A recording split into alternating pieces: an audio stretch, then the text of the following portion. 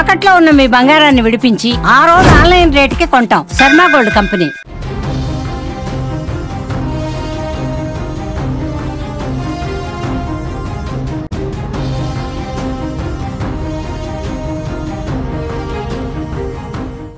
మీరు చూస్తున్నారు Suman TV live ప్రత్యక్ష ప్రసారం ద్వారా. పార్కింగ్ విషయంలో గొడవ జరిగితే చంపేస్తారా? ప్రాణానికి విలువ లేదా? చిన్న లొల్లికే ప్రాణం తీస్తారా? కూర్చొని మాట్లాడితే పరిష్కారం దొరికే గొడవకు విలువైన ప్రాణాలు తీయడం దేనికి? మనుషులకు ఎందుకింత క్రూరంగా మారుతున్నారు? అసలు గతంలో ఎన్నడూ చూడని విధంగా నిత్యం ఒకటే తరహా ఘటనలు వెలుగు చూస్తూ ఉన్నాయి. చిన్న వివాదాలకే చంపేస్తున్నారు. హైదరాబాద్లో జరిగిన ఓ దారుణం చూస్తే విస్మయానికి గురి చేస్తోంది. కారుపై గీతలు పడ్డాయని ఓ వ్యక్తి ప్రాణాన్ని తీసేశాడు. చైతన్యపురి పోలీస్ స్టేషన్ పరిధిలోని కొత్తపేట ప్రాంతంలో వైష్ణవి రుతిక అపార్ట్మెంట్లో జరిగింది ఈ ఘటన. కాకపోతే ఈ గొడవ ఆలస్యంగా వెలుగులోకి వచ్చింది.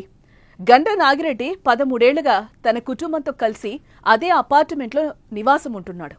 అయితే మే 21వ తేదీన అదే అపార్ట్మెంట్లోని ఫ్లాట్ నంబర్ 402 402లో అద్దెకుంటున్న సూరి కామాక్షి ఇంటికి ఆ మల్లుడు కృష్ణా జీవాజీ వచ్చాడు. ఆయన తన కారును అపార్ట్మెంట్ ఆవరణలో పార్క్ చేసి ఉంచాడు. అంతలో గండ నాగిరెడ్డి బయట నుంచి వచ్చి తన కారును కృష్ణ కారు వెనక నిలిపాడు.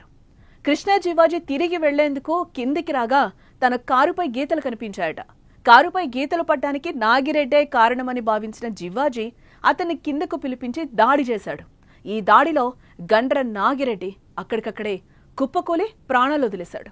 ఈ హత్య జరిగిన 10 రోజుల తర్వాత ఆలస్యంగా వెలుగులోకి వచ్చింది. ఈ ఘటనపై పోలీసులు గోప్యత పాటించడంతో బయటకు రాలేదని తెలుస్తోంది. ఈ గొడవలో ప్రాణాలు కోల్పోయిన నాగిరెడ్డి ఉమ్మడి ఖమ్మం జిల్లా సత్తుపల్లి మండలం నారాయణపురం గ్రామానికి చెందినవాడుగా తెలుస్తోంది. నగరానికి వలస వచ్చి రియల్ ఎస్టేట్ వ్యాపారం చేస్తున్నాడు నాగిరెడ్డి. ఇప్పుడు ఊహించని విధంగా పార్కింగ్ గొడవలో ప్రాణాలు కోల్పోవడం అతడి కుటుంబాన్ని తీవ్ర విషాదం కమ్మేసింది.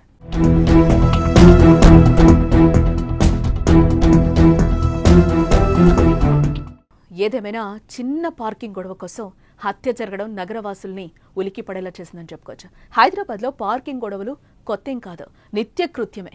శరవేగంగా విస్తరిస్తున్న హైదరాబాద్ నగరానికి పార్కింగ్ అతిపెద్ద సమస్యగా మారిందని ఇక్కడ ఖచ్చితంగా చెప్పుకోవాలి. హత్య జరిగిన తర్వాత సకల సౌకర్యాలతో అందంగా ఇల్లులు కట్టుకుంటున్నారు. లిఫ్ట్తో సహా అన్ని హంగులు ఉంటున్నాయి. ఆ అపార్ట్మెంట్స్కి అయితే ఏంటి, ఇండివిజువల్ హౌసెస్కి అయితే ఏంటి, కానీ పార్కింగ్ ఒక మాత్రం ప్లేస్ ఉండడం లేదే. చుట్టం వస్తే ఇంట్లో ఉండేందుకు ప్లేస్ ఉంటుందేమో, కానీ ఇంటి బయట వాహనం పార్కింగ్ చేయడానికి మాత్రం స్థలం ఉండదు. ఈ లోపలే మధ్యలో గొడవలు. ఎదురింట్లో వాళ్ళు, పక్కింట్లో వాళ్ళు అందరూ వచ్చి ఒకటే నానా హడావిడి గొడవలు.